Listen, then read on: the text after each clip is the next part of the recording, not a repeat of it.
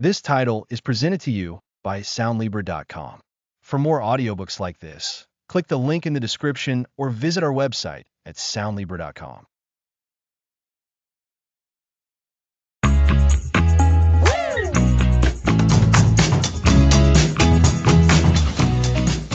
Welcome to Tiny Changes, Big Life. Before we dive in, just a quick heads up that while we're discussing wellness and personal growth, this isn't medical advice, so be sure to consult with a professional for your specific needs.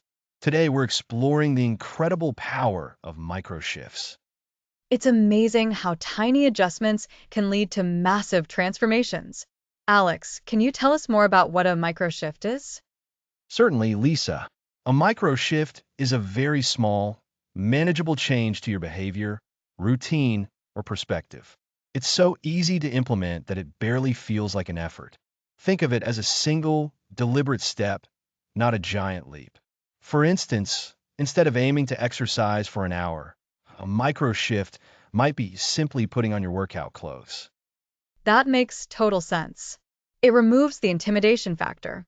Saying, I need to exercise can feel overwhelming, but I'll put on my workout clothes is readily achievable. It's about making it easy to start. Exactly. And the real power comes from consistency. This is where the concept of the 1% edge becomes so important. If you improve by just 1% each day, that sounds like very little, right? 1% does sound insignificant, honestly. But here's the astonishing part. That 1% compounds. After a year, you won't be just 365% better. You'll be nearly 57 times better than you were at the start. It's a testament to how powerful consistent, small improvements can be. 57 times better? That's incredible. And conversely, a 1% decline each day can lead to a significant downside. It's like compound interest, but for personal growth. Precisely. This is the power of compound growth for your life. The ripple effect is how these small, consistent actions spread outwards. Take that micro shift of reading for 5 minutes before bed. The immediate effect might be relaxation and a bit of new knowledge. And then, because you're more relaxed and slept a bit better, maybe the next day you approach your interactions with more patience. Or you have a little more energy to tackle work tasks, leading to a small success there. It's like dropping a pebble into a pond. That's a perfect analogy, Lisa. The pebble is your micro shift. The immediate splash is the direct, small outcome. But then those waves, those ripples, they spread outwards, impacting things you might not have consciously connected to that initial tiny action. These are the compounded benefits. So, it's not just about the habit itself, but the chain reaction of positive outcomes it can trigger. This makes significant personal change feel genuinely accessible to everyone. Absolutely. We're not chasing perfection. We're aiming for progress. And progress is built on small, consistent steps. So many people get stuck because they set huge goals and feel overwhelmed by the distance from where they are to where they want to be. They see the mountain and don't even begin to climb. The microshift approach breaks that mountain down into tiny, manageable hills.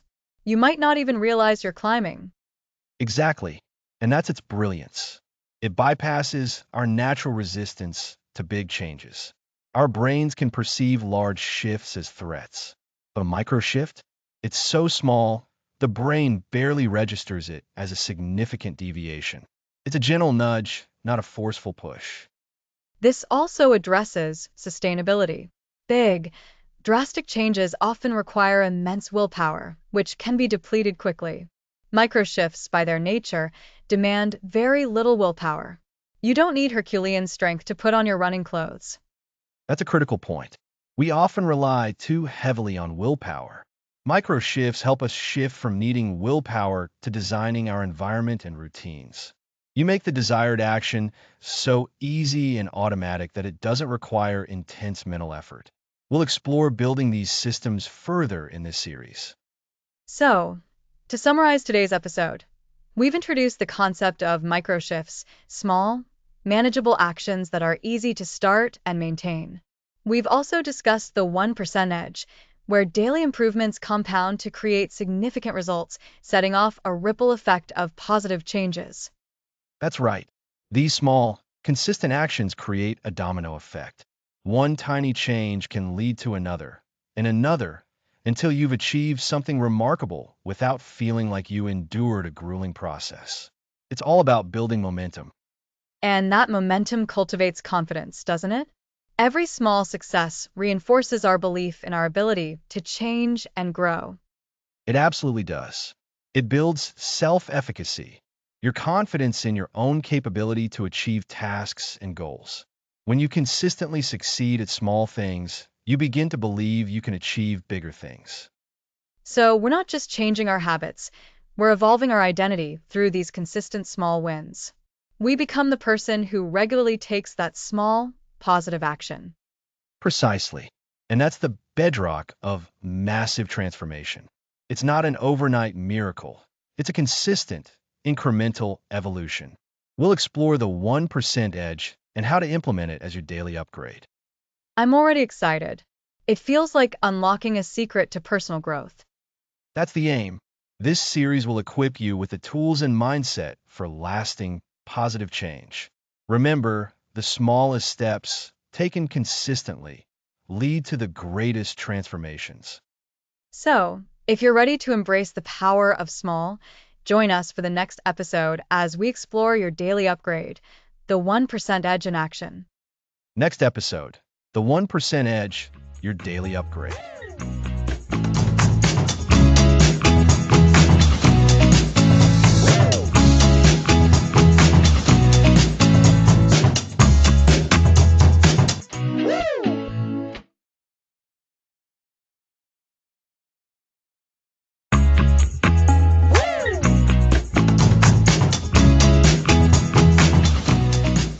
Welcome back. Last time we covered micro shifts. Now, let's explore the 1% edge. That's right, Alex. Last episode, we learned that even the smallest change can have a ripple effect. Today, we're building on that by looking at the incredible power of just 1%. Exactly, Lisa. The concept I want to introduce today is often called the 1% edge. It's the idea that if you can improve by just 1% every single day, the results you achieve over time are absolutely astonishing. It's not about dramatic, overnight success. It's about consistent, incremental gains. So, we're talking about being just a little bit better every day? That sounds achievable, but how does it lead to big results? This is where the magic of compounding comes in. Think about it. If you improve by 1% today, and then tomorrow you improve by 1% of that new, slightly better you, and then the next day and the next, those gains don't just add up, they multiply. It's like a snowball rolling down a hill. It starts small, but it picks up more snow, gets bigger and faster, and before you know it, you have something substantial. That's a great analogy, Alex. So, instead of trying to change everything about ourselves at once, we focus on making tiny 1% adjustments consistently. Precisely. And this isn't just a feel-good concept. Studies have shown that improving by just 1% daily will have you nearly 38 times better by the end of the year. 38 times better. Compare that to someone who stays the same or even declines by 1% daily, who will be close to zero. The difference is staggering. Wow. So, daily, consistent, small improvements can lead to such dramatic long-term results. It really highlights the massive transformation, part of our series title. It absolutely does. But the key here is consistency. It's easy to get excited about this idea, but the real work is in showing up every day and making that small, almost insignificant 1% improvement. And remember, a 1% decline is also powerful. Complacency or small, negative habits can erode your progress just as effectively. That's a good reminder. It's not just about making progress, but also about avoiding backsliding. So, how do listeners start identifying and implementing these 1% upgrades in their own lives? Where do they begin? The best place to start is by identifying an area where you want to see improvement. It could be anything: your health, your career, your learning, your relationships. Once you pick an area, ask yourself, what is the smallest possible step I can take today that would represent a 1% improvement in this area? Let's say someone wants to improve their fitness.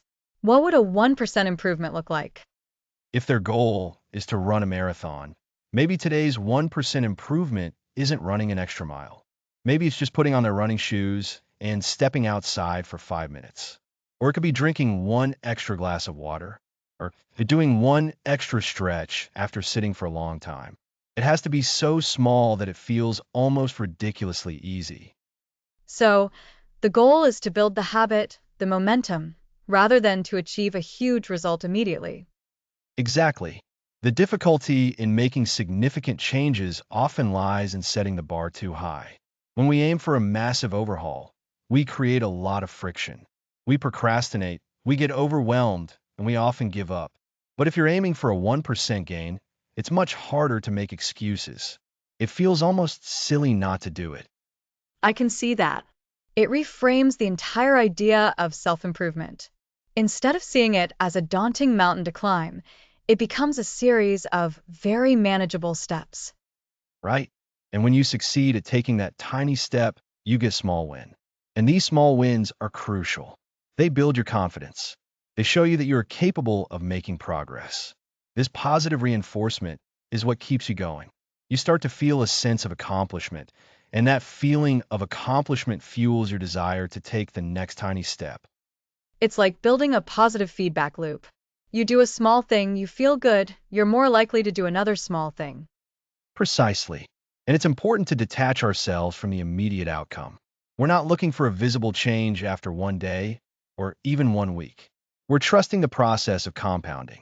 We're playing the long game, even though we're focusing on the incredibly short-term action. This concept of the 1% edge really emphasizes the power of daily habits. Our entire lives are essentially a sum of our daily habits, aren't they? They are. And this is where we start to shift from simply talking about micro shifts to actively implementing them. Think about your morning routine. What's one tiny thing you could add or change that represents a 1% improvement? Maybe it's waking up 5 minutes earlier to do a few deep breaths. Maybe it's reading one page of a book instead of scrolling through your phone. Or perhaps for learning, it's looking up one new word or fact each day. Excellent example, Lisa. For health, maybe it's adding a single piece of fruit to your diet. For relationships, it could be sending one text message to a friend or family member just to say hello with no agenda. These are the kinds of actions that, when done consistently, compound into significant changes in your well-being, your knowledge, and your connections. It's about recognizing that every day is an opportunity to be 1% better, and that this small advantage is incredibly powerful when compounded. That's a perfect summary, Lisa. We're not aiming for perfection, we're aiming for progress. And in the pursuit of progress, the 1% edge is our most valuable tool. It's the mathematical embodiment of the ripple effect we discussed. Each tiny improvement, each 1% gain, amplifies itself over time, leading to truly massive transformations.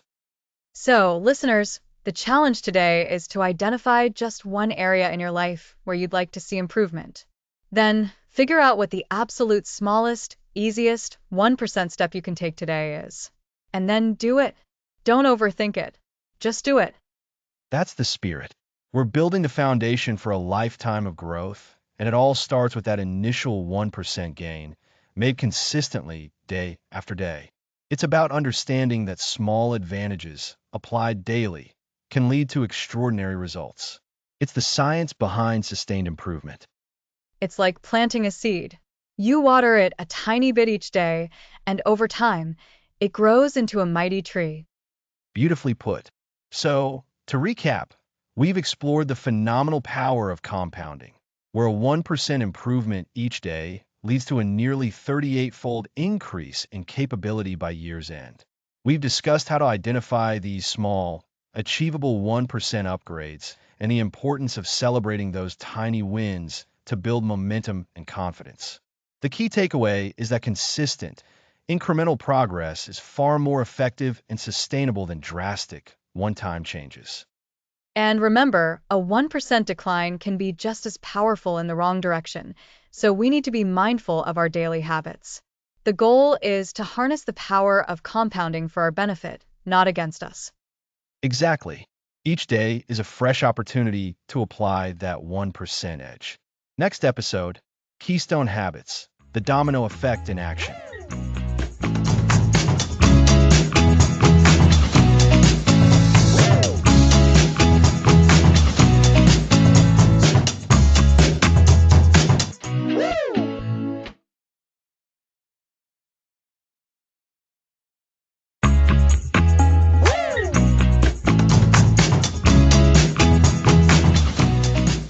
Welcome back.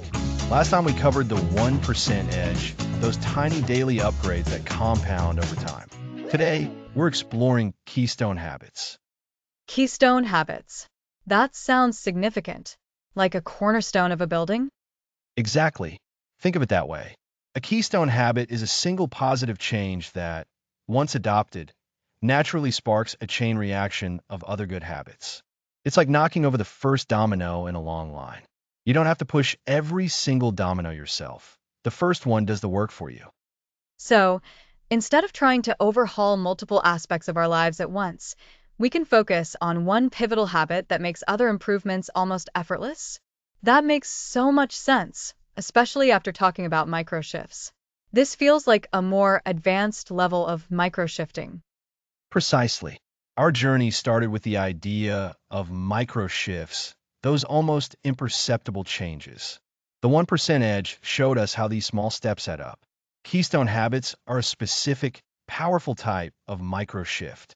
They don't just add up, they multiply. They create momentum and foster a belief in our own ability to change. That belief aspect is so important.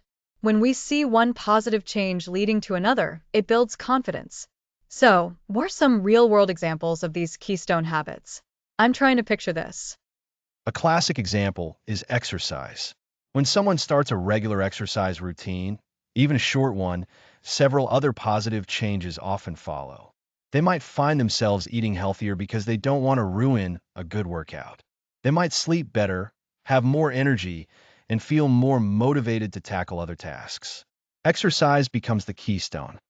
Ah, I see.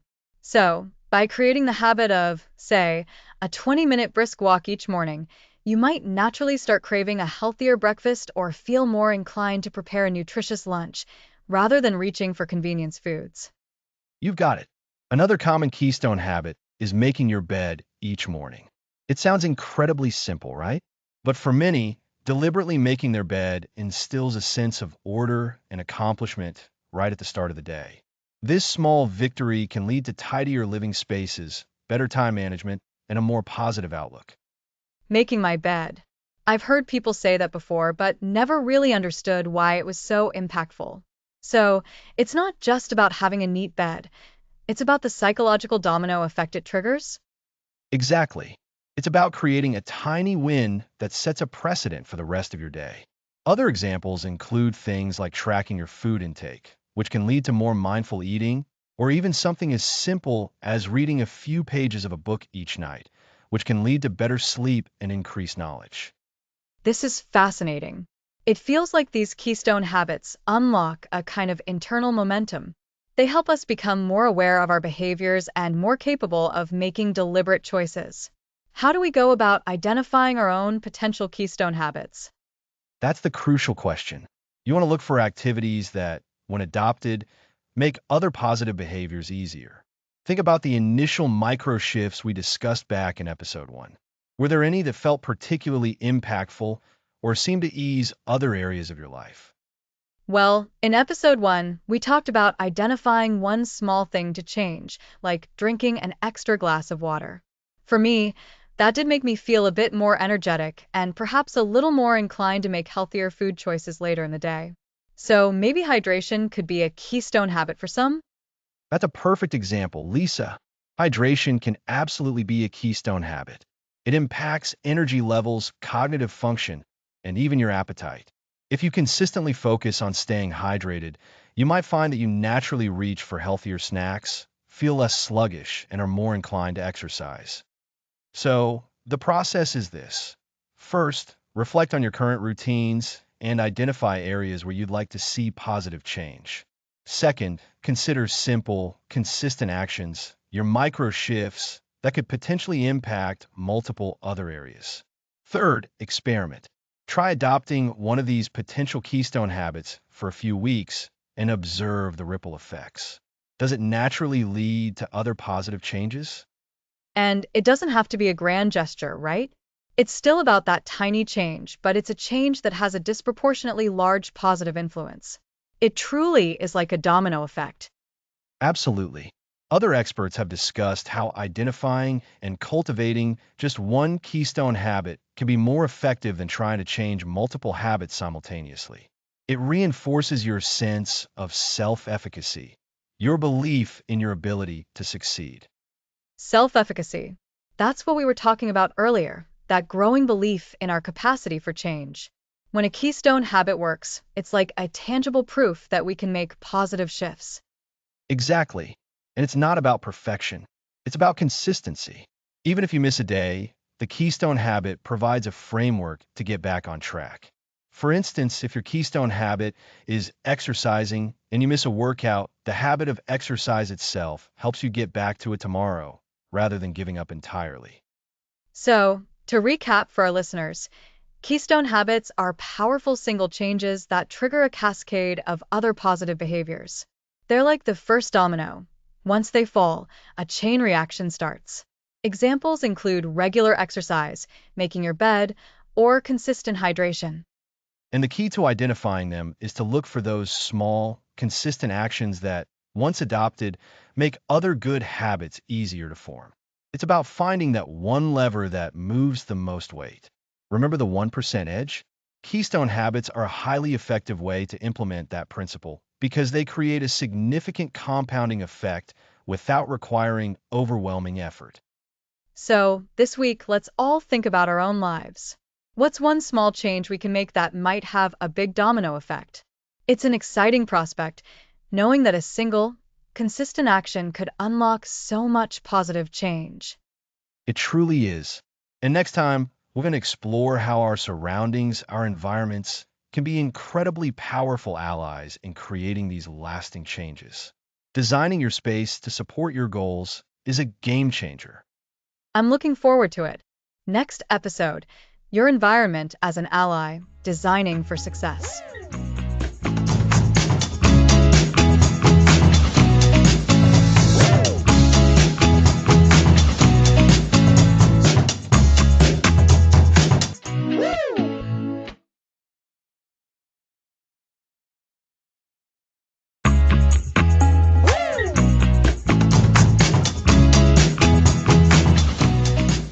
Welcome back to Tiny Changes, Big Life. Last time, we explored the powerful concept of keystone habits.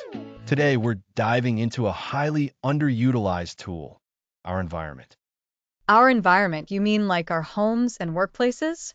I always thought habits were strictly internal. While habits are actions, they're deeply influenced by the world around us. If you want to meditate, but your living room is chaotic, that's a huge uphill battle. Absolutely. It would feel like another chore just to find a clear spot. Exactly. Our surroundings can either be allies or opponents to our goals. We're going to talk about designing your environment to support your micro shifts, making desired behaviors easier and undesired ones harder. Designing our environment, that sounds very intentional. Where do we begin? Let's start with your physical space. Your environment is a prime example of how micro changes compound. One small change can lead to feeling more organized, which can lead to feeling calmer, and so on. Remember how we talked about the compound effect? That applies here too, just with your surroundings.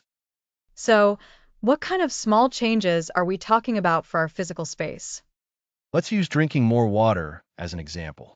If your water bottle is in the back of a cupboard, how likely are you to grab it first thing, Not very likely. I'd probably forget about it. right? Now, picture this. You place a visually appealing water bottle on your desk, your nightstand, or by your kettle. It becomes a constant, gentle reminder. It's easy to access. You've made drinking water incredibly easy and frictionless.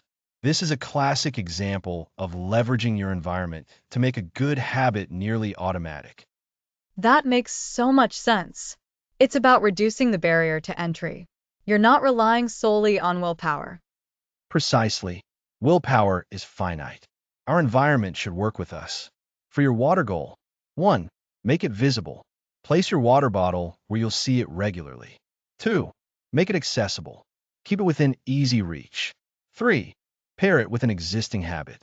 Fill your water bottle while making your morning coffee. These 3 steps turn a potential challenge into a seamless part of your day. So, the opposite would be making undesired habits harder.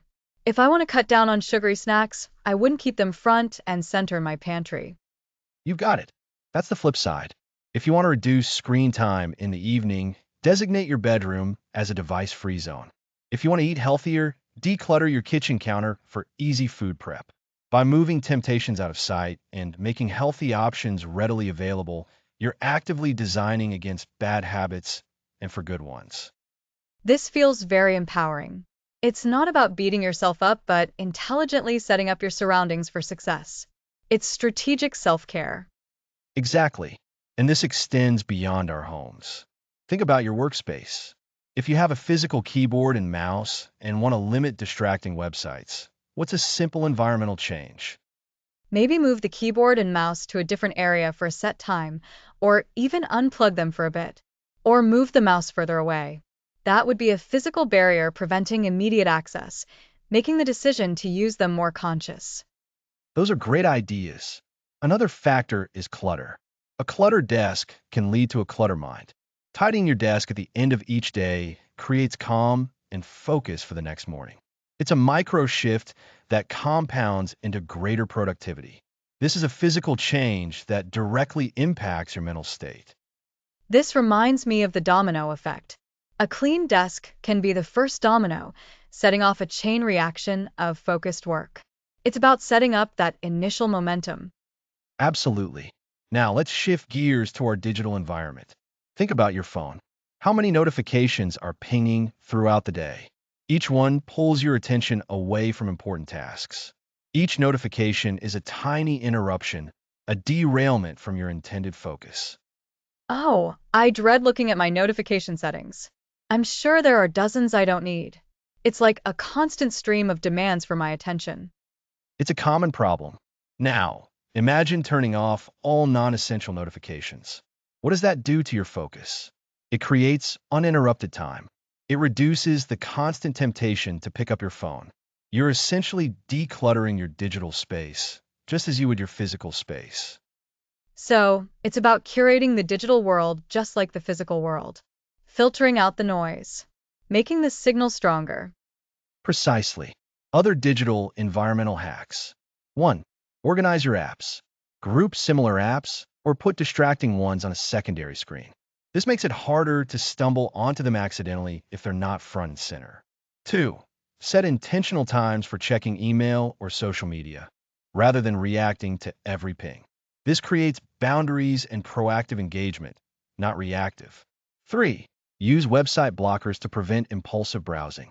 This makes undesired digital behaviors harder to perform, adding a layer of friction. You're making me realize how much our environment works subconsciously. We're not aware of how much it's influencing us. It's like this invisible hand guiding our actions. It's a powerful force, and that's why intentionally designing it is crucial. Think about the concept of nudge theory. Your environment is nudging you constantly based on its setup. By consciously designing it, you're in the driver's seat, choosing the nudges. This feels like it connects back to making desired changes as easy as possible. By optimizing our environment, we're lowering the activation energy for good habits. We're making the path of least resistance the one we want to take. That's a perfect way to put it. We're lowering the activation energy. We're removing friction. We're building an environment that acts as a gentle ally.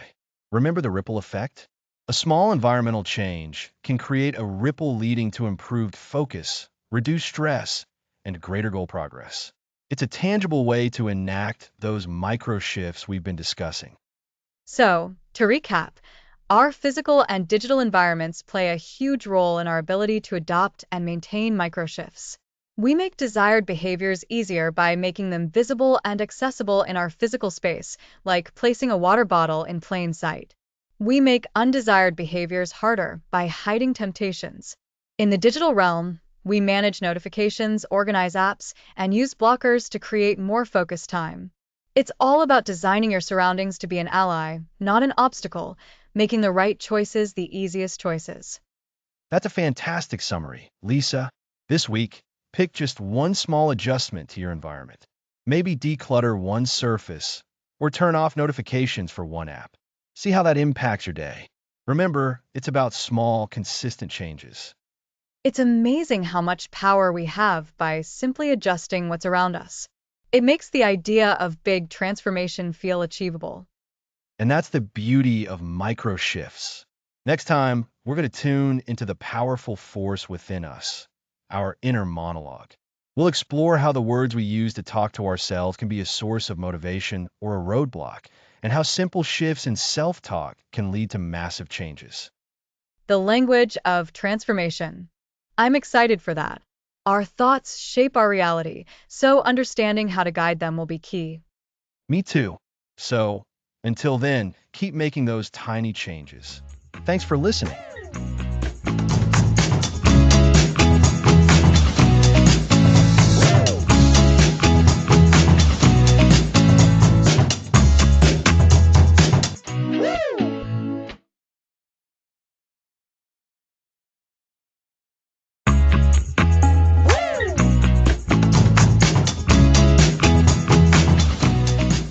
Welcome back to Tiny Changes, Big Life. Last time, we explored how your environment can either be a stumbling block or a powerful ally in your journey of transformation.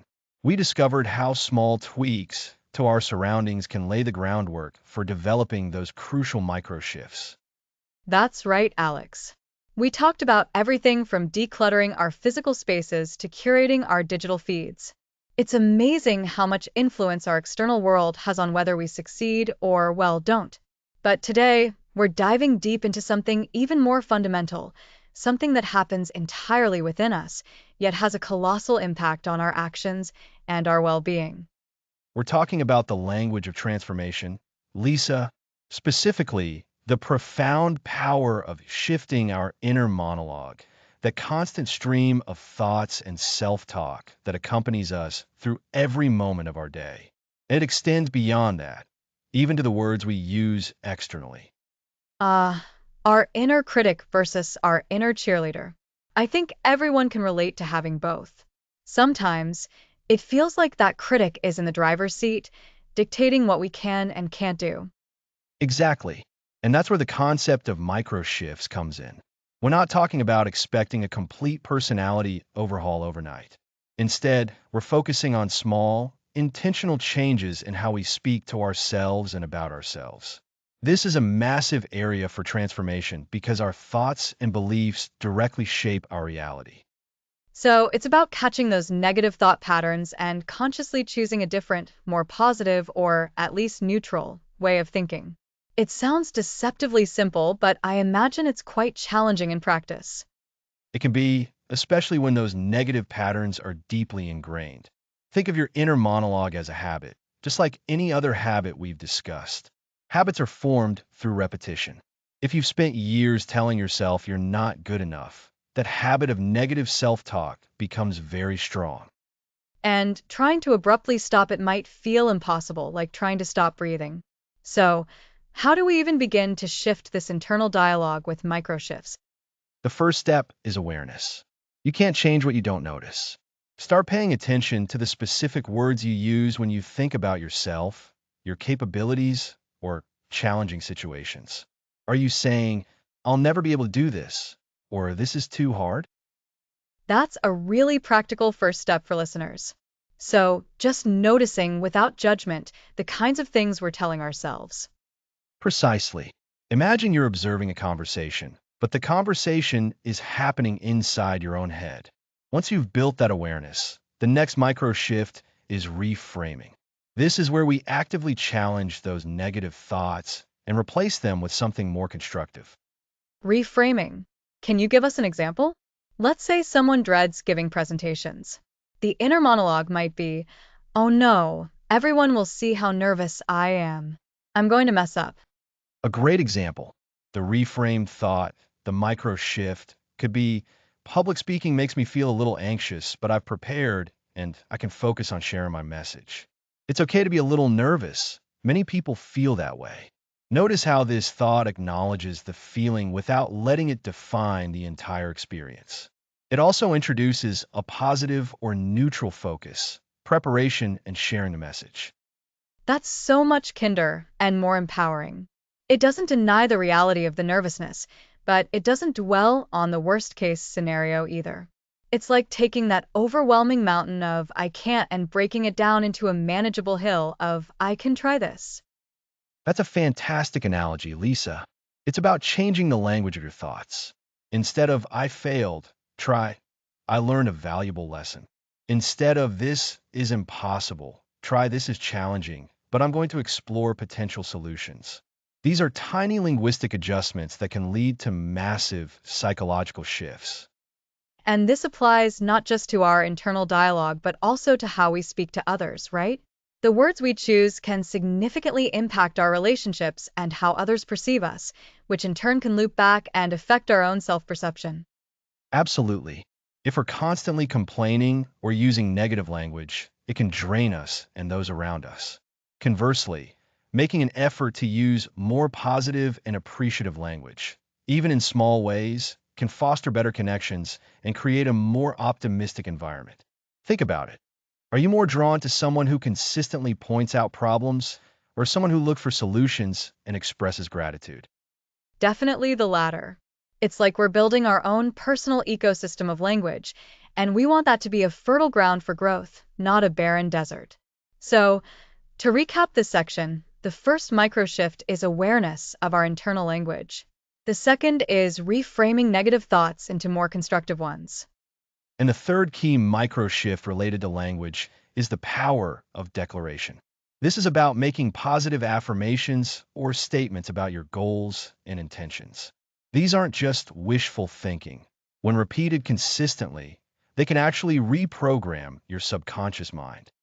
Declarations. So, something like, "I am becoming more confident," or "I have the energy to complete my tasks today." Exactly. And the key is consistency. Saying it once might not have much effect, but saying it daily, perhaps in front of a mirror or writing it down, reinforces the new belief. You're essentially planting a new seed in your mind and watering it regularly. Remember how we talked about keystone habits earlier in the series? This can act as a keystone habit for your mindset. This feels so connected to the idea of our environment being an ally, but this time, the environment is internal. We're designing our internal landscape with language that supports our growth. It's like tending to a garden within your mind. That's a beautiful way to put it, Lisa. And this connects directly to the mental shifts we need for sustained change. If your inner voice is constantly telling you that change is difficult or impossible, you're going to be demotivated and likely to give up. But if you cultivate an inner dialogue that says, "I can learn, I can adapt, I am capable of progress," then you're setting yourself up for success. It's not about pretending everything is perfect, but about acknowledging challenges while focusing on our capacity to navigate them. It's about being a supportive friend to ourselves, rather than our harshest critic. Precisely. And this requires practice. Like any new skill, shifting your inner monologue takes effort and repetition. Don't get discouraged if you slip back into old patterns. Just notice it, gently reframe it, and continue practicing your new language of transformation. So, to summarize our journey today on the language of transformation, we've emphasized the critical role of our inner monologue and external language in shaping our reality. The key microshifts we discussed are: first, developing awareness of our habitual thought patterns; second, actively reframing negative or limiting thoughts into more constructive ones; and third, using declarations or affirmations to reinforce new, empowering beliefs. And remember, these are not one-time fixes. They're ongoing practices that build and compound over time, just like all the other micro shifts we've explored. By choosing our words, both spoken and unspoken, With intention, we create a powerful internal environment that champions our goals and fuels our transformation. It's incredible how something as seemingly small as a word can have such a ripple effect. I'm really excited to start applying these language shifts more consciously. Me too. And next time, we'll delve into the power of connection and how small shifts in our relationships can dramatically impact our journey. Wonderful. Next episode: Connection Catalysts, Tiny Shifts in Relationships.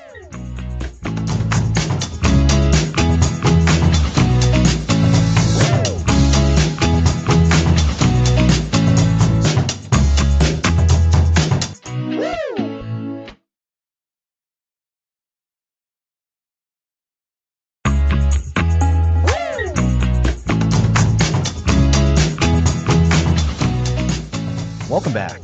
Last time, we explored how to shift your inner monologue, transforming negative self-talk into positive, empowering affirmations.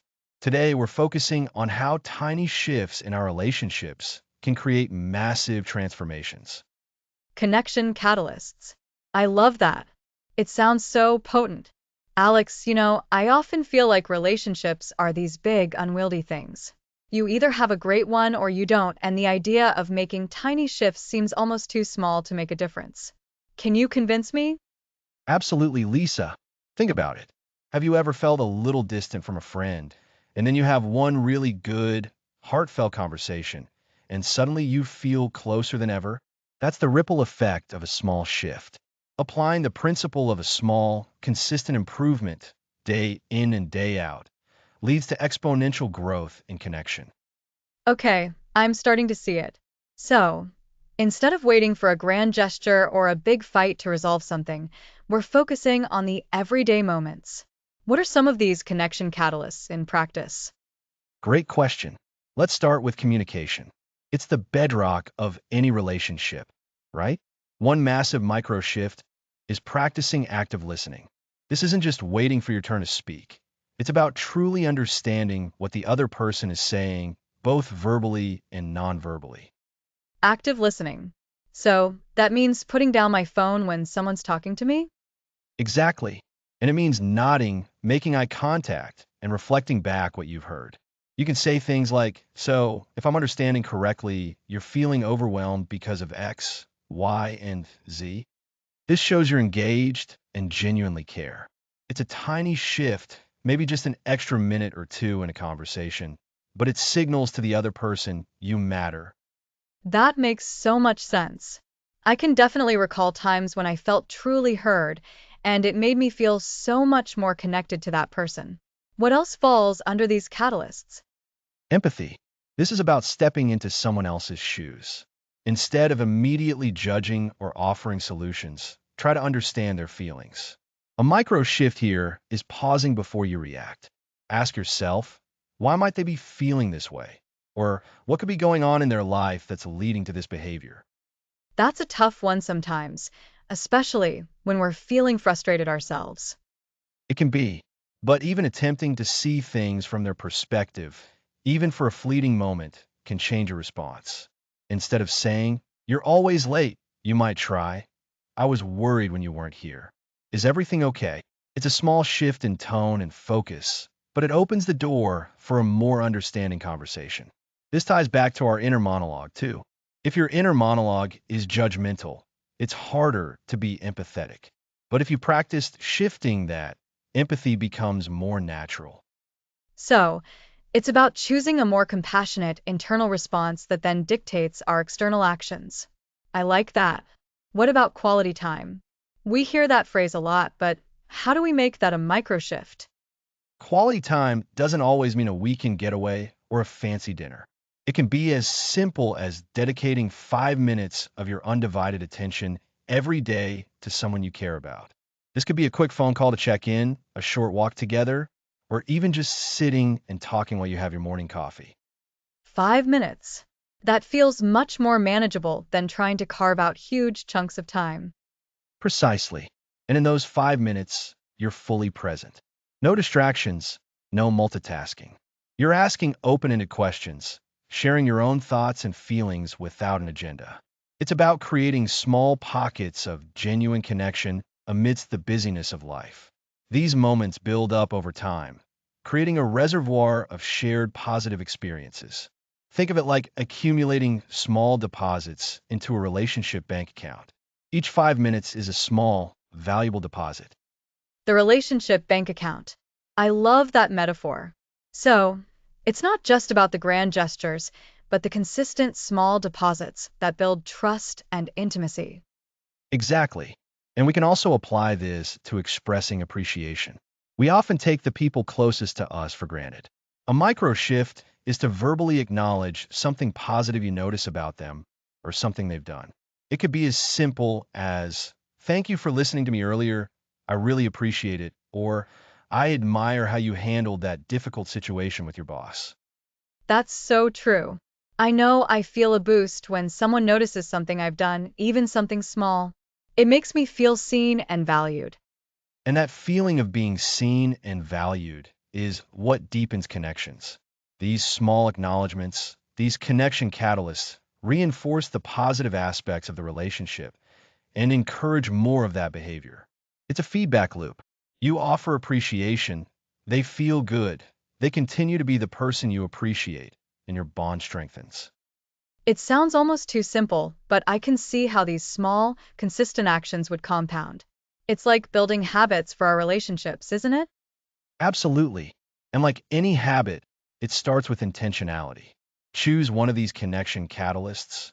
Active listening, practicing empathy, dedicating 5 minutes of quality time, or expressing appreciation, and focus on integrating it into your daily interactions for the next week. Track how it makes you feel, and more importantly, how it seems to affect the other person. So, to recap for our listeners, we're looking at our relationships through the lens of microshifts. We can strengthen our connections by focusing on active listening, which means truly hearing and understanding what others are saying.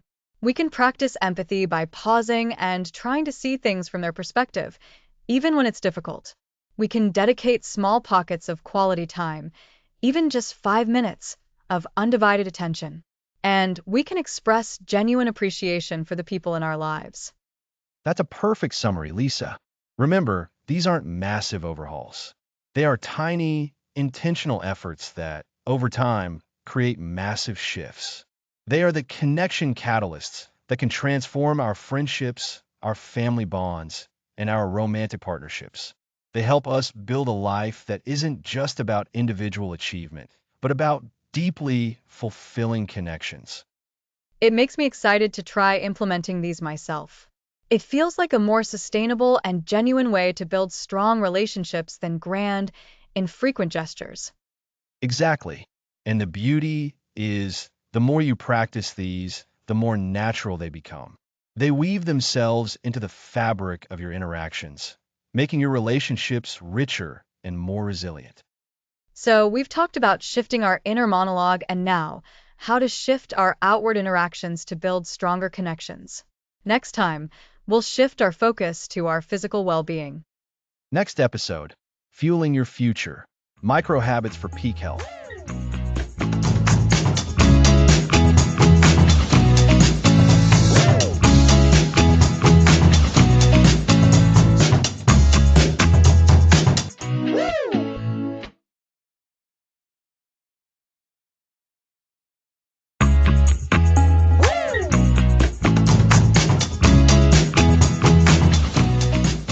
Welcome back to Tiny Changes, Big Life. Today, we're fueling your future with micro habits for peak health. We've explored shifts in mindset, environment, and relationships. Now, let's focus on our physical well being, Alex. Tiny actions can indeed lead to huge improvements. Absolutely, Lisa. Feeling good physically gives us the energy and focus for everything else. But getting healthy often feels like an insurmountable task, doesn't it? It does. We think of fad diets or intense workout programs. When those feel impossible, we get discouraged, believing we're just not cut out for a healthy lifestyle. That's precisely where micro habits come in. Instead of aiming for a complete life overhaul, we concentrate on very small, manageable actions. These are commitments, so minor you can't reasonably say no. They become the foundation for a much stronger, healthier you. So, instead of the goal being to run a marathon, it's about a 5-minute walk after dinner? Or instead of eliminating all sugar, it's about adding one extra serving of vegetables? Is that the essence? Exactly. Let's break down some key health areas and find those micro shifts. First up, hydration. It sounds simple, but drinking enough water is crucial. When we're dehydrated, we often experience fatigue, headaches, and a lack of focus. I'm definitely guilty of not drinking enough water. The day just seems to get away from me. That's where a micro habit can help. Try this. Keep a water bottle within sight. Your goal isn't to drink gallons, but to take a sip every time you notice it, or perhaps at the top of each hour. Another simple strategy is to drink a full glass of water before every meal. These small, consistent actions towards better hydration are more impactful than you might think. I really like that approach. It's not an overwhelming demand, just a gentle, consistent nudge. What about nutrition, Alex? That's an area where many of us struggle. Nutrition is a prime candidate for micro shifts. Instead of focusing on what to remove from your diet, let's focus on what you can add. A simple habit. For one meal each day, intentionally add one extra vegetable. You could toss spinach into your scrambled eggs, add an extra slice of tomato to your sandwich, or include a small side salad with your lunch. Just one extra vegetable a day. This small act makes incorporating more whole foods feel much more manageable. And over the course of a week, that's 7 extra servings of vegetables. Over a month, 30. The compounding effect is truly astounding. Precisely. Here's another nutrition-focused micro-habit. Swap out one less healthy snack for a healthier alternative. Trade a bag of chips for a handful of almonds, or a sugary candy bar for an apple. The key is to make the healthy choice the easier choice. If you have a bowl of fruit readily visible and accessible, you're naturally more inclined to grab it. This is about setting yourself up for success, not enduring deprivation. It's about making the beneficial choice the default. This really loops back to our earlier discussion about designing your environment. Exactly. Now let's consider movement. We all know exercise is important, but the word exercise itself can sometimes feel intimidating. Let's reframe it as simply adding more movement to our day. What's the smallest possible movement you can introduce? For some, it might simply be standing up and doing a few stretches. That's a perfect start. Or how about a 5-minute walk? Can you take the stairs instead of the elevator? Perhaps park your car a little further away from your destination? Maybe do 10 squats while waiting for your coffee to brew? These aren't intended to replace a dedicated workout session, but rather to increase your overall daily movement and break up prolonged periods of sitting. These small bursts of activity contribute significantly to better circulation and can even give your metabolism a gentle boost. And I can see how that increased energy would make you more receptive to doing slightly more movement later. It creates a positive, self-reinforcing cycle. Absolutely. And this naturally leads us to sleep, another fundamental pillar of our health. Many people struggle with achieving quality sleep. The pressure to get a full 8 hours can often lead to frustration. However, micro habits can significantly improve our sleep hygiene. What are some practical micro habits we can adopt for better sleep? A great starting point is a consistent wind-down routine. Just 5 minutes before you intend to sleep, put away your phone, dim bright lights, and engage in a calming activity. This could be reading a few pages of a book, listening to some quiet music, or doing some gentle stretching. Another effective habit is aiming for a consistent sleep and wake-up time, even on weekends, within a relatively small window, say 30 minutes. This small bit of consistency helps regulate your body's natural sleep-wake cycle, also known as your circadian rhythm. So, it's like providing your body with clear signals that it's time to prepare for rest. We've touched on hydration, nutrition, movement, and sleep. These are the critical foundations of good health. And the common thread weaving through all of them is the microshift. Small, achievable actions that build cumulative momentum. Precisely. And these aren't just theoretical concepts. Let's consider the power of compounding. If you commit to adding just one extra vegetable, taking a brief 5-minute walk, and drinking one additional glass of water each day, imagine what that accumulates to over the course of a year.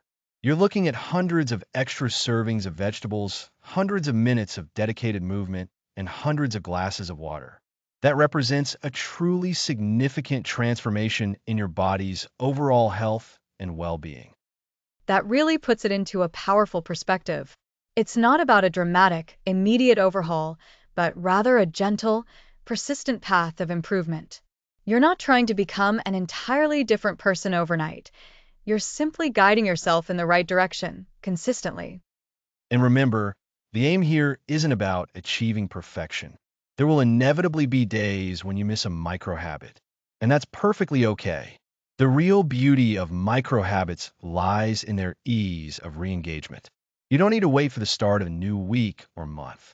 You can simply pick up that habit again with your very next opportunity. This ability to bounce back and restart is absolutely key to achieving lasting success. So, to summarize, achieving peak health doesn't necessitate drastic, unsustainable changes. It's about wholeheartedly embracing micro shifts in our hydration, nutrition, movement, and sleep habits. By consciously adding one extra vegetable, incorporating a short walk, increasing our water intake, or establishing a brief wind down routine, we are creating a potent cumulative effect on our overall well-being. These tiny, consistent actions build powerful momentum, ultimately leading to massive transformations over time. This is how you effectively fuel your future and cultivate a healthier, more energetic version of yourself, one small, manageable change at a time. Thank you for joining us on Tiny Changes, Big Life. Next episode, we'll shift our focus to your career, exploring how micro habits can pave the way for significant professional growth.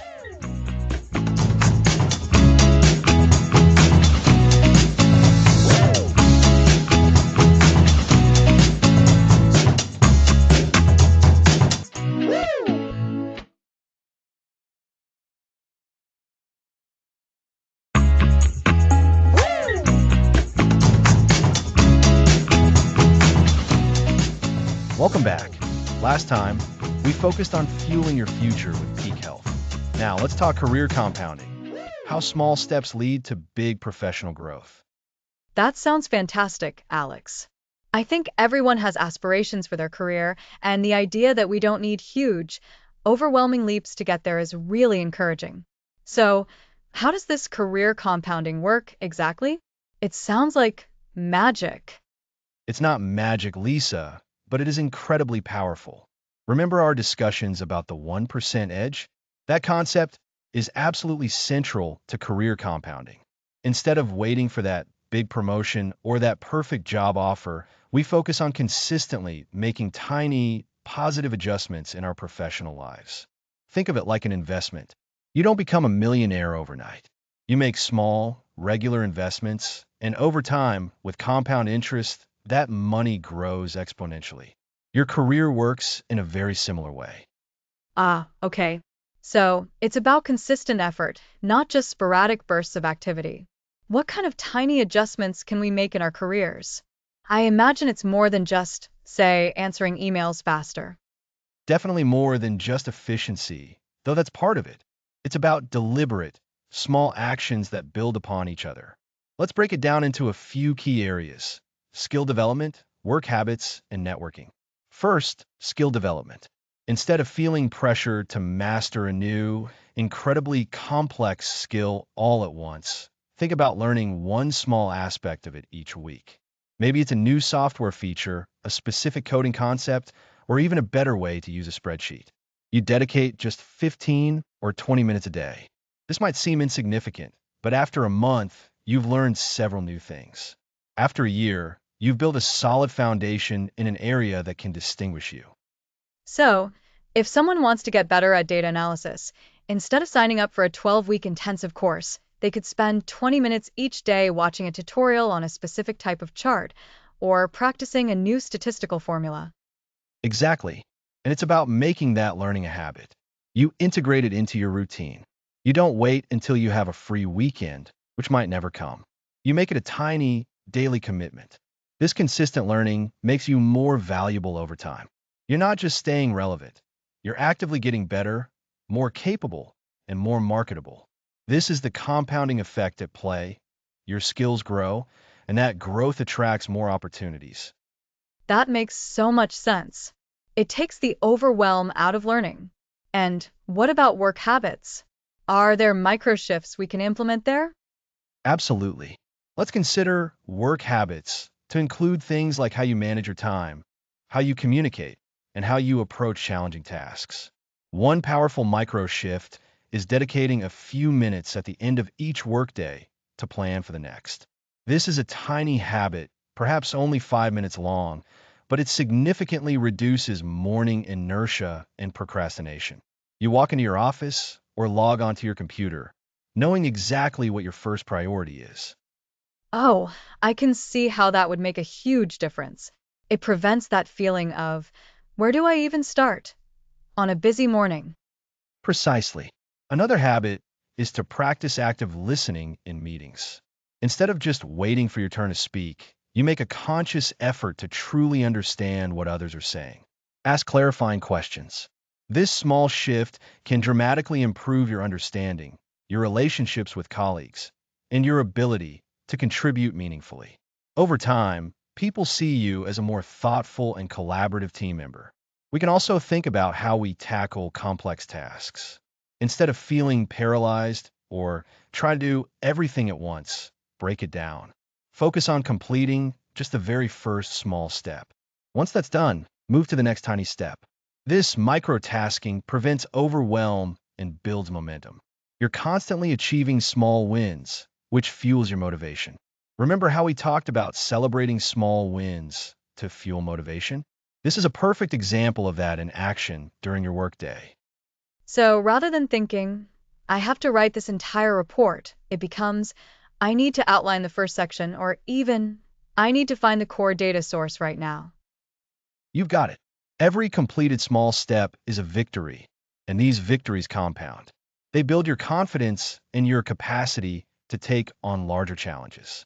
The feeling of progress, even if it's incremental, is a powerful motivator. Now, let's talk about the third pillar, networking. Many people think of networking as high-pressure events or awkward conversations, but it doesn't have to be. Your micro shifts in networking can be incredibly subtle and effective. Think about connecting with someone on LinkedIn. Instead of just sending a generic request, add a personalized note that references something specific you admire about their work or a shared connection. This takes an extra 30 seconds, but it drastically increases the likelihood of them accepting your connection. That simple personalization makes all the difference. It shows you've actually paid attention. It does. Another micro habit is to make a conscious effort to engage with your colleagues' content online. Like a post, leave a thoughtful comment. This keeps you on their radar in a positive way and builds goodwill. It's a small gesture, but it strengthens professional relationships over time. What about offering a small piece of help? See a colleague struggling with a minor task you can easily assist with? Offering that brief help without expecting anything in return is a powerful micro-relationship builder. These consistent, small acts of connection and support are the bedrock of a strong professional network. And just like with skills and habits, these connections grow and compound. They open doors to advice, mentorship, and future opportunities you might never have found otherwise. It's fascinating how these seemingly insignificant actions, when done consistently, can build up to such significant professional growth. It feels much more achievable than aiming for a massive career change. It's about cultivating a growth mindset in the everyday. Absolutely. And let's circle back to our core concepts. This is a prime example of the Keystone habits idea, where one small change can trigger a cascade of other positive behaviors. By focusing on a micro shift in skill development, you might naturally start using your time more effectively, which in turn makes you more open to networking. It all interconnects. So, to recap for our listeners, career compounding is about leveraging the power of small, consistent actions to achieve significant professional growth. We've discussed three main areas. First, skill development. Dedicate a small amount of time regularly to learn one new aspect of skill rather than trying to master it all at once. This builds your expertise incrementally. Second, work habits. Implement tiny daily routines like planning your next day or breaking down complex tasks into their smallest components. These habits reduce overwhelm, build momentum, and increase your effectiveness. And third, networking. Make small, personalized efforts to connect and engage with your professional community, like adding notes to connection requests or offering small bits of help.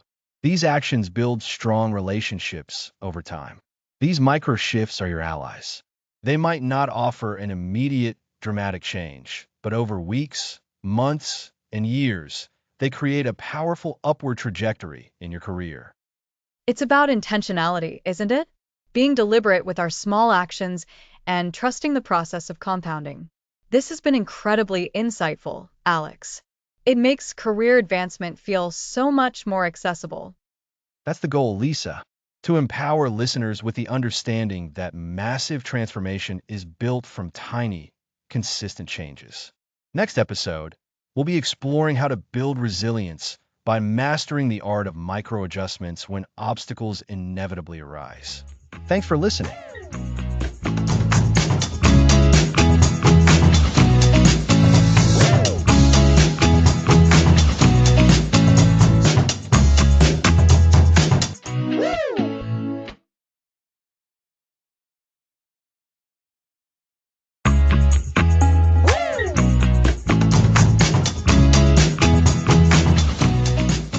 Welcome back to Tiny Changes, Big Life. Last time, we explored how small steps can lead to massive professional growth.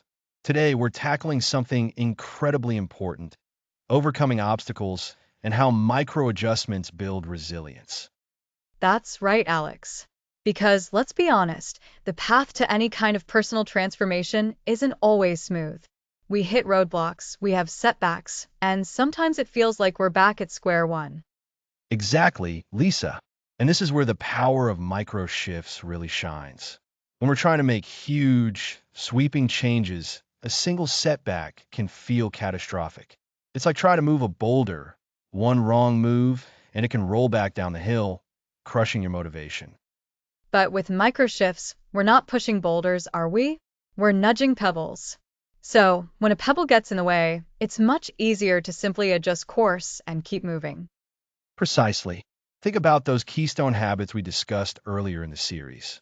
Remember how they act as dominoes, setting off a chain reaction of positive changes? When you encounter an obstacle, a strong keystone habit can act as your anchor.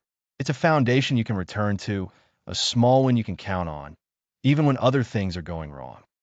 So, if you're trying to build a new reading habit and you miss a day, instead of giving up entirely, you might rely on your keystone habit of preparing your clothes for the next day.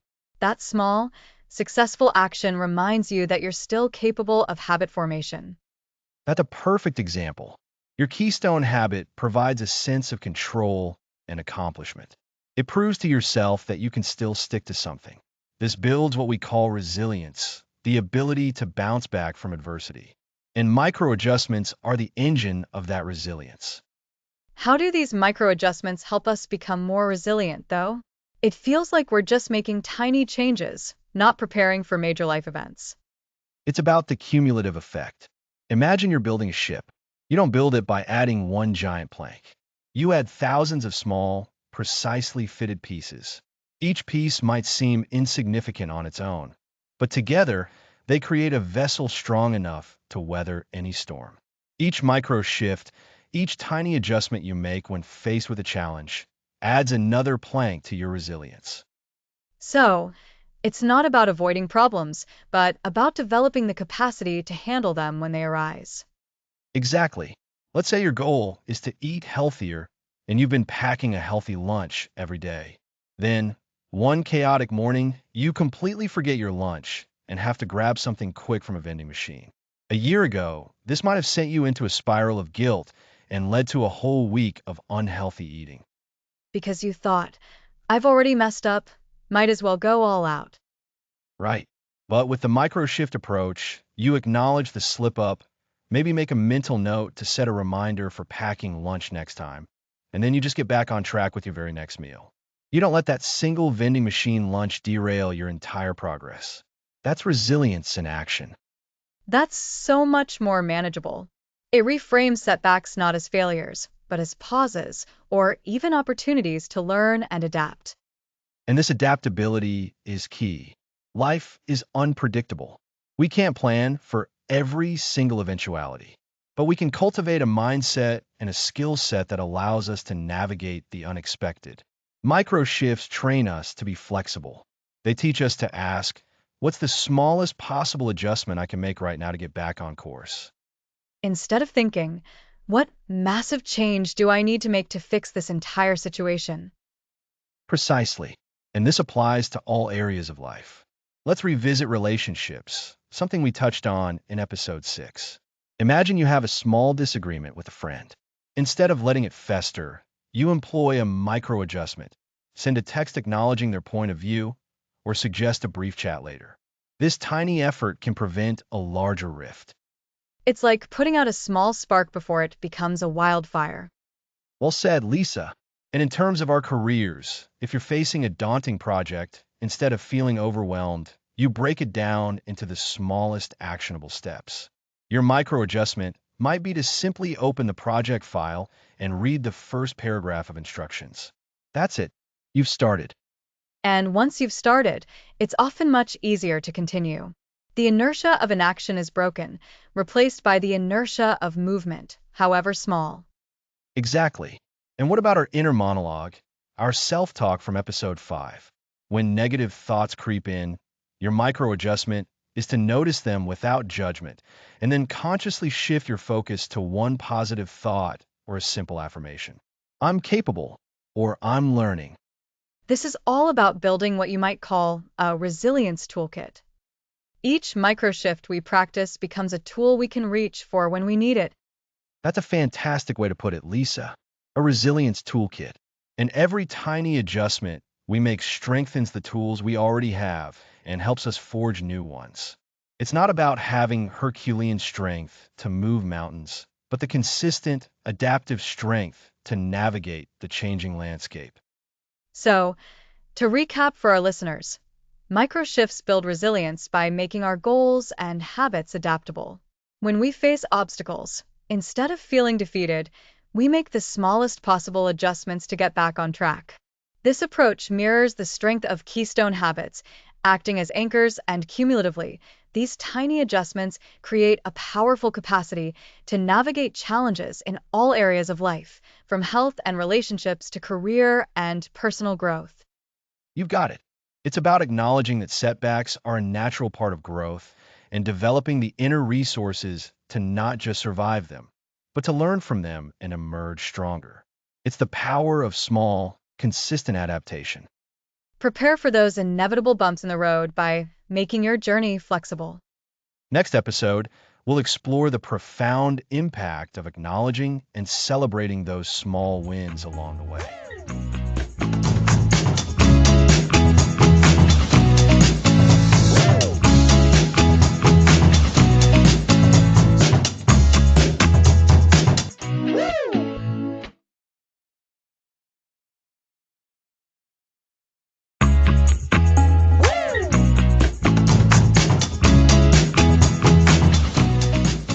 Welcome back to Tiny Changes, Big Life. Today, we're diving into a topic crucial for keeping us going, celebrating the small wins. It really can, Alex. We've talked about those tiny shifts adding up, but it's easy to overlook them. This episode feels like the perfect energy boost. It's about fueling motivation, right? Exactly, Lisa. We're conditioned to focus on big achievements.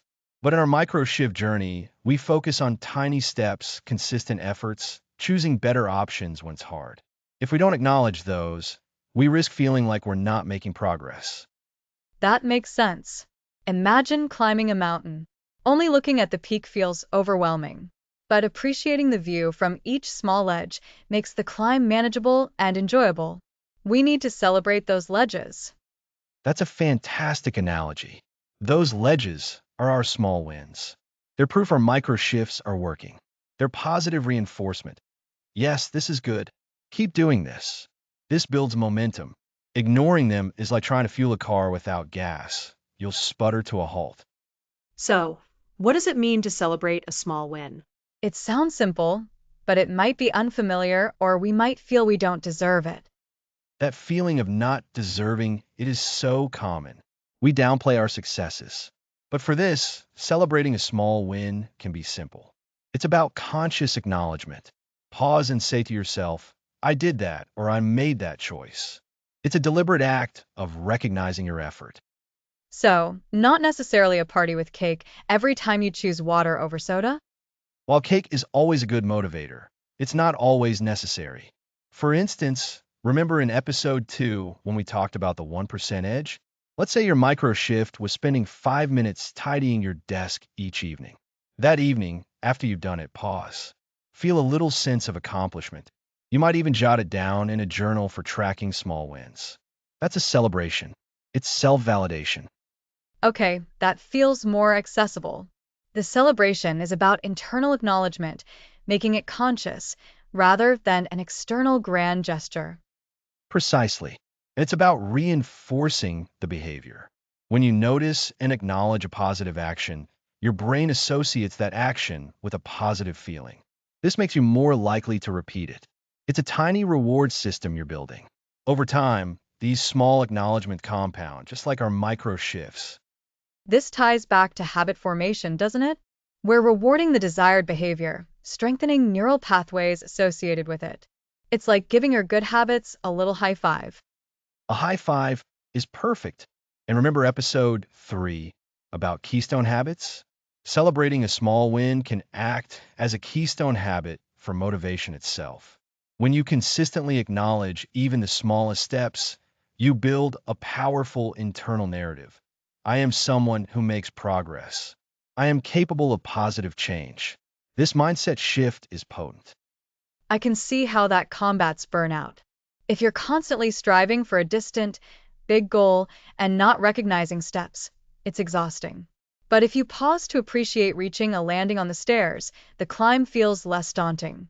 Acknowledging small wins helps us maintain energy and enthusiasm for the long haul. Absolutely. And it's not just personal wins. Remember episode 6, Connection Catalysts? Celebrating a small positive interaction. Maybe making eye contact and smiling at a stranger, or sending a quick text to a friend. That's a small win in your relationships. Recognizing these moments reinforces those connection-building behaviors.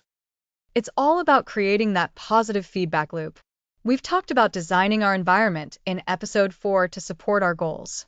Celebrating small wins is like designing our internal environment for motivation. It's a conscious act of self-care and self-propulsion. Think about the tell them what you'll tell them. Tell them. Tell them what you told them structure. In this context, celebrating a small win is the telling them what you told them part for your own brain. You're reminding yourself of the positive action you just took. It solidifies the learning, the effort, and the outcome. So, to recap, celebrating small wins isn't about pressure for bigger achievements. It's consciously acknowledging and appreciating the tiny, positive steps we take daily. This acknowledgement acts as positive reinforcement, strengthens motivation, combats burnout, and builds a positive self-narrative. It's crucial for making our microshifts transformative. Exactly, Lisa. It keeps the engine running smoothly. Without these moments of recognition, the journey can feel like work without reward. But by weaving these small celebrations into our lives, we make the process more sustainable, joyful, and effective. It's about savoring progress, not just focusing on the destination. It reframes achievement. It's not just the end result, but the entire process and our consistent effort within it. And this brings us so nicely to our next episode, where we'll discuss integrating all these micro shifts into a truly synergistic life. We'll look at how these different areas, health, career, relationships, mindset, can work together harmoniously. That sounds like the perfect next step. So, until then, remember to take a moment today and every day to acknowledge and celebrate at least one small win. You've earned it. Indeed you have. Next time, we'll be integrating your micro shifts for a synergistic life.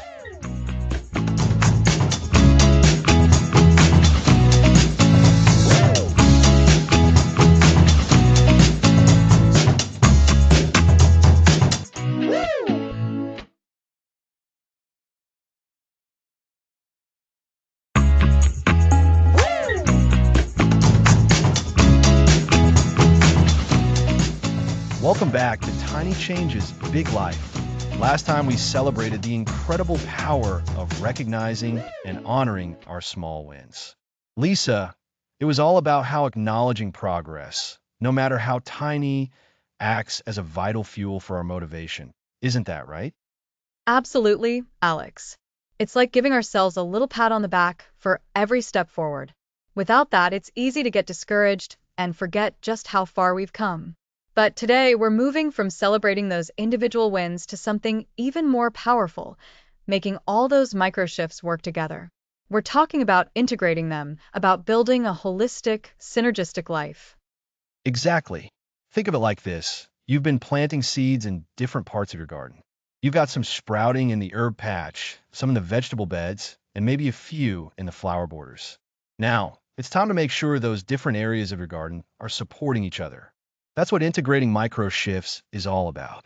We've discussed so many different areas where we can make these tiny changes from our environment and our language to our health and relationships. And now it's about weaving them all together into a cohesive, powerful force for transformation. So we're not just looking at isolated habits anymore, but how they can amplify each other. How can we start to see these connections and consciously build them? Great question. The first step is awareness. Remember all those keystone habits we talked about? These are foundational habits that, when changed, automatically trigger other positive changes. Identifying your own keystone habits can be a fantastic starting point for integration. For example, if decluttering your workspace, a micro shift in your environment, makes you feel more focused, you might find yourself naturally reaching for healthier snacks during the day because you have more mental clarity and less stress. Oh, I see. So, a small change in one area, like our environment, can butterfly effect into another, like our health habits.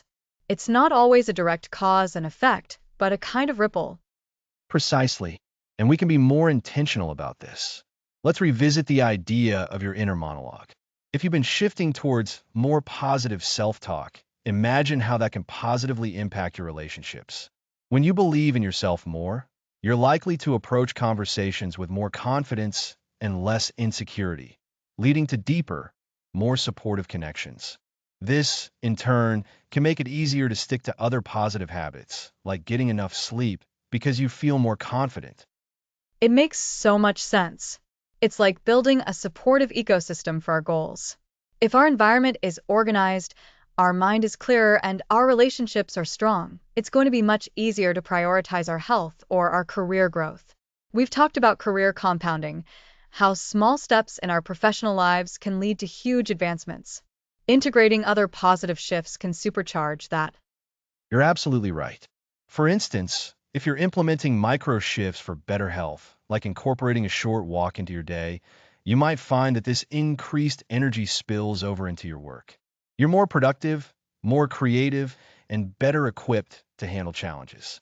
This improved performance could lead to new opportunities or a promotion, which then frees up time or resources to invest back into your health or personal development. It's a virtuous cycle. So, the key is to look for these potential synergies. It's not just about doing 10 different things, but about making those 10 things reinforce each other. How can our environment support our relationship goals? Or how can our health habits support our career ambitions? Excellent summary, Lisa. And this is where the power of consistency and reinforcement comes in. When multiple small changes align, they create a momentum that's much harder to break. Think about the consistency we've been building with our exercise, that short workout, that healthy meal. Now, imagine that consistency is also present in how you manage your time, how you communicate with loved ones, and how you maintain your physical well-being.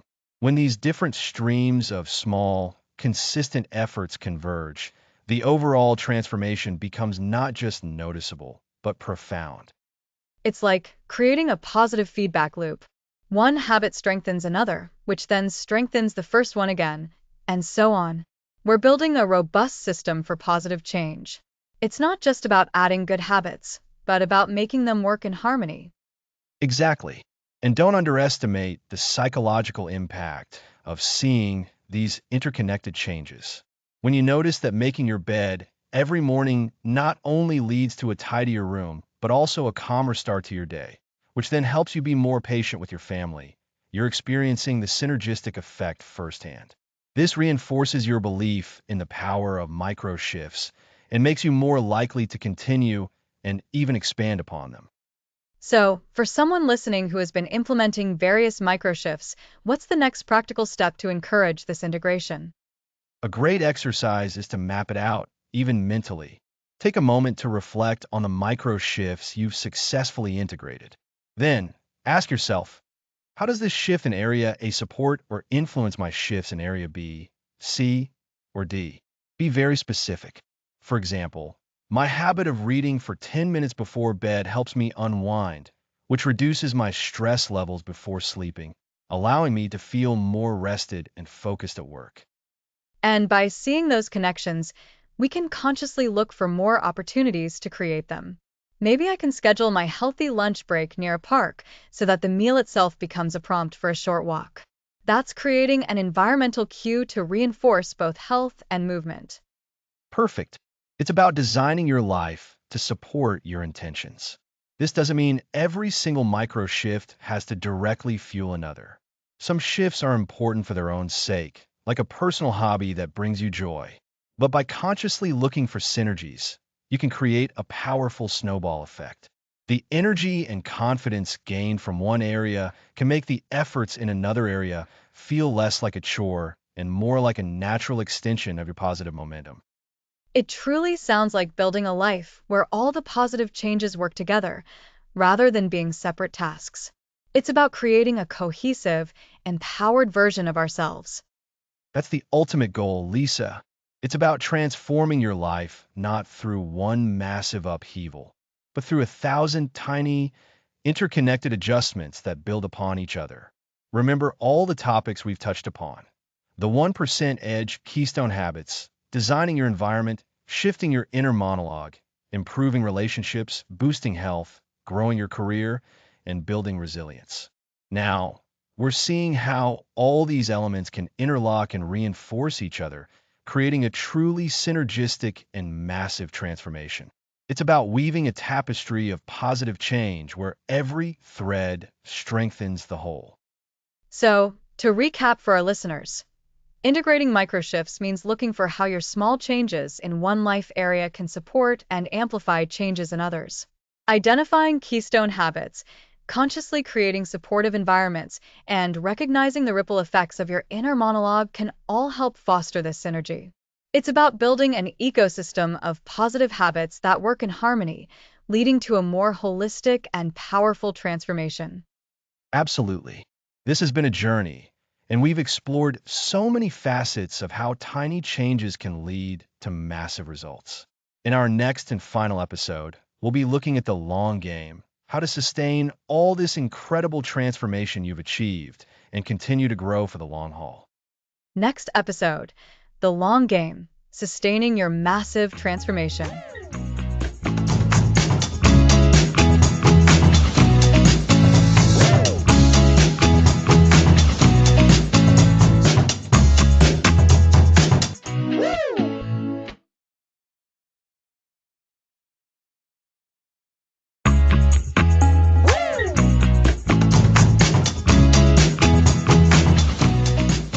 Welcome back to Tiny Changes Big Life. This is our final episode, 12. Let's talk about the long game and sustaining your transformation.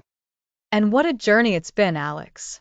From the ripple effect of tiny actions to building keystone habits, designing our environments, and even transforming our inner monologues. We've covered so much ground. We absolutely have. And as we wrap up this series, it's crucial to remember that transformation isn't a destination. It's an ongoing practice. The goal today is to equip you with the tools and mindset to keep these micro shifts alive and thriving in your life long after this podcast has ended. So, Alex, how do we avoid the common pitfall of starting strong with new habits only to let them fade away? What's the secret to truly making these changes stick? That's the million-dollar question, Lisa. The answer lies in embracing the philosophy of the long game. It's about understanding that the compounding effect of consistent, small actions is far more powerful and sustainable than sporadic, massive efforts. Remember the 1% edge? That's the core principle here. We're aiming for continuous, incremental improvement, not a sudden overhaul. Right. The idea that a 1% improvement each day leads to significant gains over time. So, sustaining this transformation means continuing to seek out those 1% opportunities. Exactly.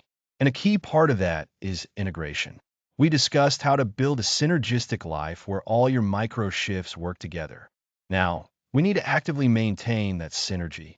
This means regularly reviewing your habits and seeing how they support each other. Think of it like tending a garden. You don't just plant the seeds and walk away. You water, weed, and nurture. Your habits need that same kind of ongoing care. That's a great analogy. So, a regular check-in. Do you have specific ways we can do that? Absolutely. One effective method is a weekly review. Set aside 15 to 20 minutes each week, perhaps on a Sunday evening. Ask yourself, what went well this past week in terms of my habits? What were the challenges? What's one small thing I can adjust or focus on for the coming week to improve? This isn't about judgment. It's about mindful observation and gentle course correction. A weekly review would help us stay accountable to ourselves and catch small deviations before they become big problems. It connects back to overcoming obstacles. Even in the long game, obstacles will arise. Precisely. And when they do, remember our discussion on resilience. Micro adjustments are your superpower. Instead of seeing a slip up as a failure, view it as data. Why did you miss that workout? Was it a scheduling conflict, a lack of sleep, or a change in your environment? Understanding the why allows you to make a tiny adjustment for next time. Maybe you need to set your alarm 15 minutes earlier, or perhaps you need to pack your gym bag the night before.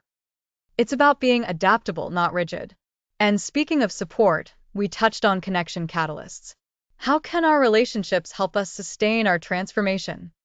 Our connections are vital. Sharing your journey with a trusted friend, family member, or even joining a community focused on similar goals can provide incredible support. Accountability partners can keep you motivated, and simply talking about your progress or struggles can reinforce your commitment. It's a reminder that you're not on this path alone, and your successes often inspire others, which in turn can fuel your own motivation, drawing on celebrating small wins. That makes a lot of sense. Celebrating those small wins keeps the positive reinforcement going. So, for the long haul, how do we ensure we don't lose sight of the bigger picture while focusing on the daily microshifts? This is where we connect back to the foundational why we discussed at the start. Why did you start this journey in the first place? What is the ultimate vision for your life that these tiny changes are helping you build? Revisit your vision statement, your goals, and the values that drive you. When you feel yourself losing momentum, remind yourself of the ultimate outcome you're working towards. Think of it as a compass. Micro shifts are your steps, but your why is your true north. It's about staying connected to our purpose. And when we talk about massive transformation, it's easy to feel overwhelmed. But you've consistently shown us that it's the sum of tiny, manageable actions. And that's the beauty of it. The habits we've cultivated are not burdens. They are now the infrastructure of a life designed for progress and well-being. It's about creating an ecosystem where positive change is the natural default. Remember designing your environment? Keep optimizing your surroundings to support your desired habits. If you want to read more, keep books visible and accessible. If you want to eat healthier, have nutritious snacks readily available. So, it's about consciously maintaining a supportive environment, both external and internal, through reviewing and adjusting our microshifts. It's not about perfection, but persistence. Exactly. Persistence driven by purpose supported by your habits and your community, and guided by a consistent practice of review and adjustment. This journey isn't about making radical changes overnight.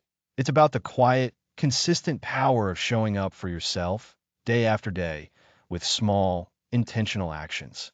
It's the steady accumulation of these tiny efforts that leads to the most profound and lasting transformations. It really is. It's about committing to the process and trusting that the micro shifts will compound into the massive life you envision. This series has been a fantastic guide, Alex. Thank you, Lisa. And to all our listeners, thank you for joining us on this journey through Tiny Changes Big Life. Remember, the power to transform your life isn't in grand gestures, but in the consistent, courageous practice of small, intentional steps. Keep shifting, keep growing, and keep embracing the long game. Thanks for listening to this series.